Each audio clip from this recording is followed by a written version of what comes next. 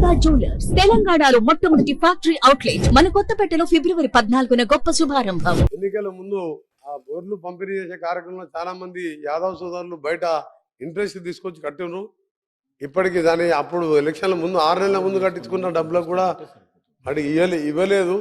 ఈ రోజు ఒక ఆంధ్రజ్యోతి పత్రికలో ఒక మోటార్ సైకిల్ మీద 120 గొర్రెలను తీసుకుపోయినట్టు వాళ్ళు కూడా బైక్ పై ఒకేసారి 126 గొర్రెలట. మన ఏ మోటార్ సైకిల్ ఏ కంపెనీదో తెలుసుకోవాలి అధ్యక్ష ఫస్ట్.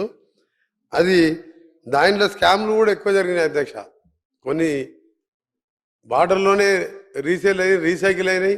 మా దామర్చల నల్గొండ జిల్లా బార్డు చాలా కేసులు నా దృష్టికి వస్తే అధికారులు చెప్పి చర్యలు తీసుకుని పోయినసారి.